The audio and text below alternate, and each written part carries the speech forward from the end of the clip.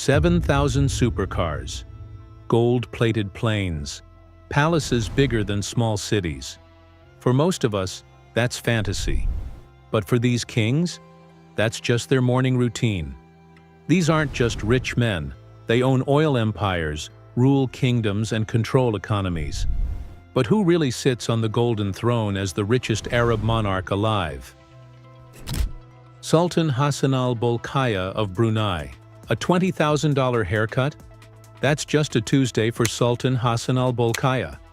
And no, he didn't walk into a fancy salon down the street. He flew his barber in a private jet from London. For a 30-minute trim. This guy has money on a whole different level.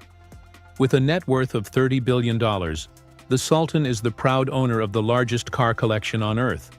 Over 7,000 supercars, including ultra-rare models like the Lamborghini Veneno and the Bugatti Veyron Vivere.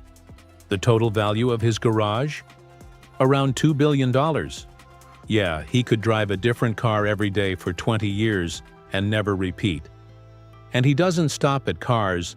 The Sultan turned a $100 million Boeing 747 into a flying palace, decked out in gold. Even the sink, even the toilet.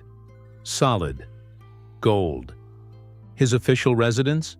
Istana Nurul Iman, the largest residential palace in the world, with over 2 million square feet of pure opulence.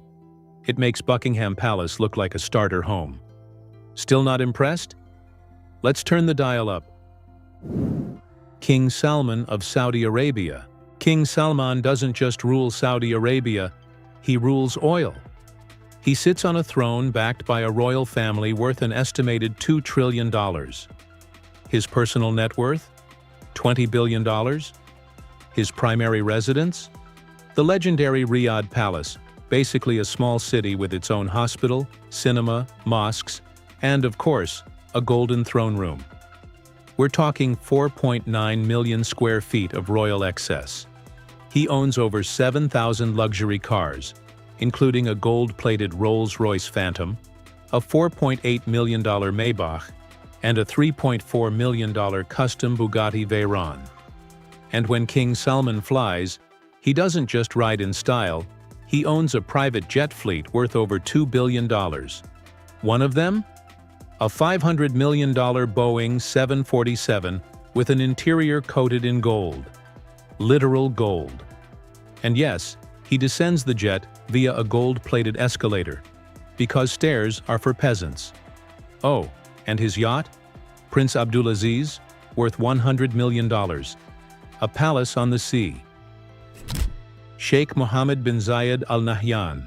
Meet the powerhouse of Abu Dhabi. Sheikh Mohammed is not just a ruler, he's a modern-day oil emperor. After taking over from his late half-brother, his wealth exploded from $3 billion to $30+ billion. And he spends like it. He owns the stunning Emirates Palace, a $3 billion masterpiece and one of the world's most luxurious hotels. His real estate game is global. $45 million mansion in Beverly Hills, private estates across Europe and palaces that could make Versailles blush. His cars? Next level, $2.5 million Bugatti Veyron, $3.4 million Lykan Hypersport, and $18.7 million Bugatti. La Voiture Noire, the world's most expensive car. On water, he cruises in the Azam, a 590-foot super yacht worth $600 million.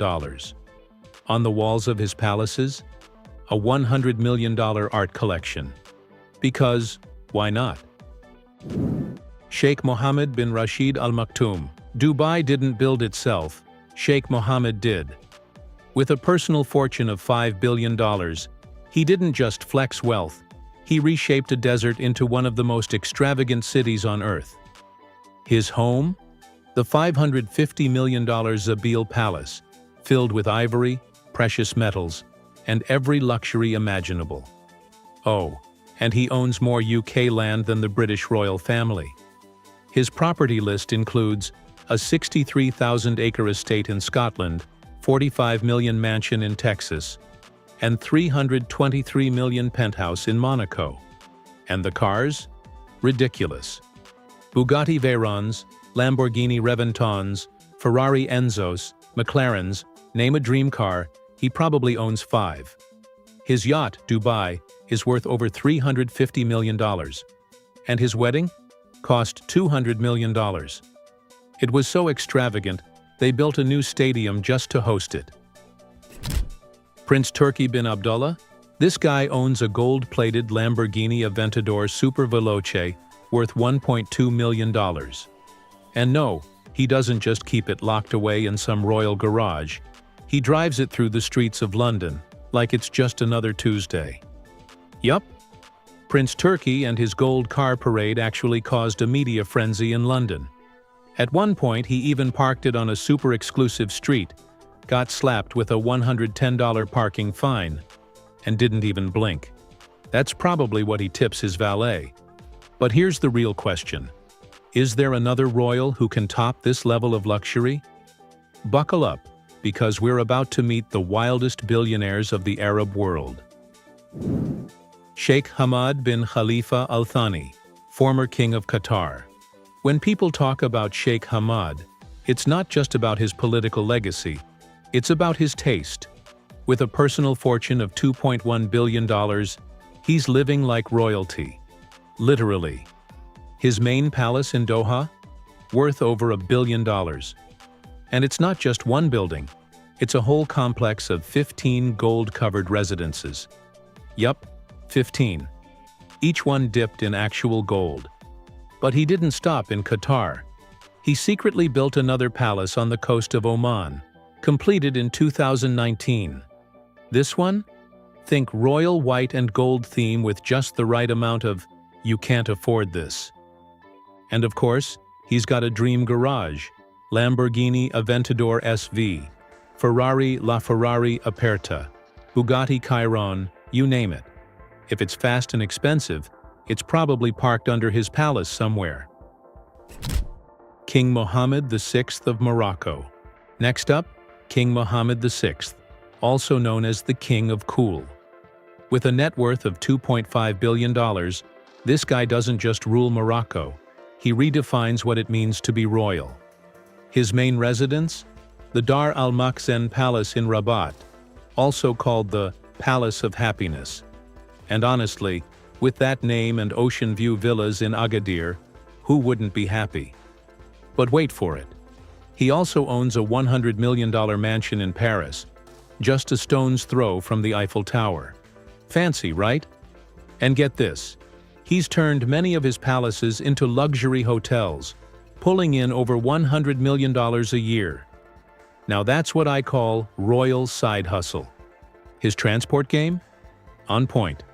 Luxury yachts, private jets, a royal helicopter, and a museum-worthy car collection. Oh, and he's a serious art collector too, with some of the rarest works on earth. Respect. King Abdullah II of Jordan. Okay, so King Abdullah II doesn't have oil like some of his royal neighbors. But who needs oil when you've got a fortune of $750 million and the brains to turn Jordan into a hotspot for luxury tourism? His main palace in Amman is worth $150 million, a stunning combo of modern architecture and classic Arab design. But he doesn't stop there. He also owns beachfront villas in Malibu and high-end properties across the US and UK. But here's the cool twist. While most kings collect cars, Abdullah's into motorcycles. He's got a $40 million collection of rare custom bikes, not to mention over 70 classic and exotic cars and a $40 million private jet. And oh yeah, his $85 million yacht? Absolute floating royalty. Mohammed Hussein Alamoudi. With a net worth of $10.3 billion, he doesn't sit on a throne, but his impact is massive. The wealthiest man of Ethiopian heritage, his influence spans Africa, Europe, and the Middle East. His cars? A $2 million LaFerrari, a $3 million Bugatti Chiron, and a gold-plated Rolls-Royce with ride tech that feels like a massage on wheels. But here's the kicker. He pours billions into oil, agriculture, mining, and banking. Not just making money, but building futures. His companies in Ethiopia boost food security, infrastructure, and renewable energy, creating jobs and strengthening economies. He doesn't move loud, he moves first. And finally, meet the man who built Burj Khalifa. King Hamad, Bahrain's billion-dollar life. Welcome to the cinematic world of King Hamad bin Isa Al Khalifa, ruler of Bahrain, a kingdom smaller than New York City, but packed with ancient charm and modern flair. With a personal net worth around $5 billion, King Hamad isn't just leading, he's redefining royal living. His palace? Think velvet corridors and smart air systems. Private wings have lighting and soundscapes designed to literally relax your brain. That's right, luxury meets wellness. Now let's talk about cars. A $2 million Bugatti Veyron, a Mercedes-Benz SLR McLaren, and a Lamborghini Aventador. And they're not just fast. These rides have massage seats, suspension systems to protect your spine, and climate controls for long-haul comfort. And he doesn't stop there. King Hamad owns a $166 million estate in the UK and flies around the world in a fleet worth over $248 million. His planes? They fight jet lag with circadian lighting and quiet cabins. His yacht, Alwai, is a floating palace with spa suites, seawater therapy, and anti-vibration tech for smooth sailing. This isn't just royal living. This is curated perfection wrapped in tradition. But buckle up, because the next king owns a palace so big and a car collection so wild, you'll wonder if it's even real.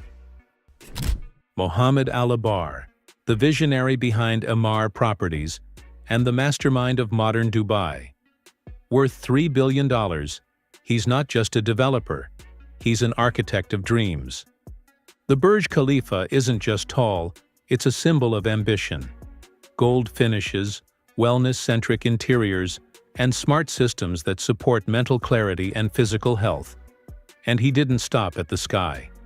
He's building Rama Island, a $3.5 billion luxury wellness retreat with 1,800 spa-style residences.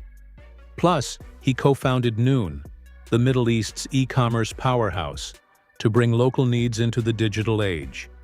From desert sands to towering skylines, from malls to metaverses, Al-Abar proves that when vision meets execution, anything is possible.